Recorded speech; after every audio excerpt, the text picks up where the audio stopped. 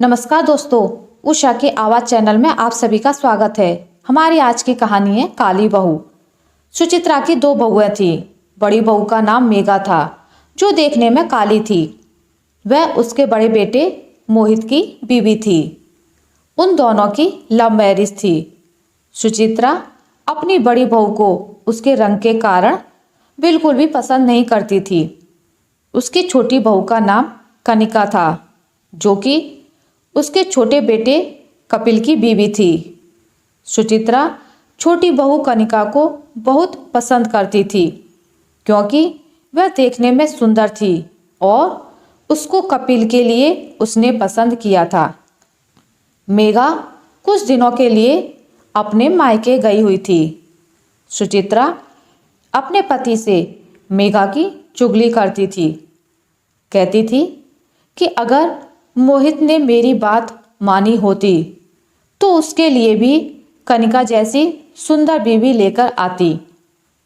सुचित्रा के पति संजय अपनी पत्नी को समझाते थे कि रंग रूप से कुछ नहीं होता है, व्यक्ति के गुण मायने रखते हैं। लेकिन सुचित्रा को कोई फर्क नहीं पड़ता था।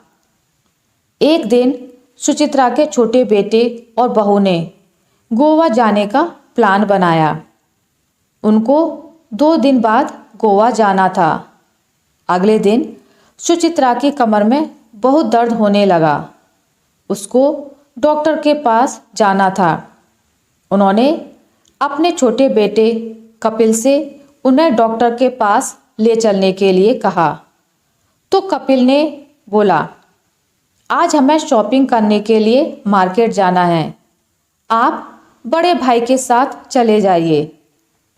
शाम को जब वह घर लौटे तो सुचित्रा की तबीयत ज़्यादा खराब हो गई थी और घर पर डॉक्टर आए हुए थे।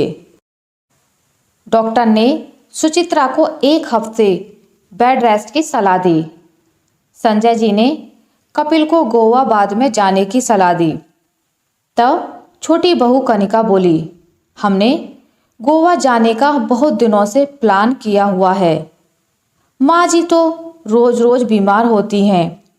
यह कहकर वो अपने कमरे में चली गई। यह सुनकर बड़ा बेटा मोहित बोला, पिताजी कोई बात नहीं है, मैं मेघा को कल सुबह ही बुला लूँगा। अगले दिन कपिल और उसकी बीवी गोवा चले गए। मेघा को जैसे ही पता चला कि माँ जी की तबीयत खराब है, वह तुरंत घर पहुँच गई।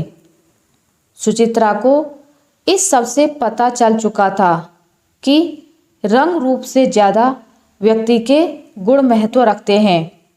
वह जिस छोटी बहू को अच्छा समझती थी, उसकी बातों से उसको कितना दुख पहुंचा, जबकि जिस बड़ी बहू मेघा को पसंद नहीं करती थी, उसके अच्छे गुण से बहुत खुश थी।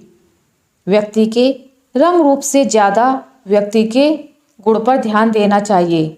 आशा करती हूँ आपको मेरी आज की कहानी अच्छी लगी होगी।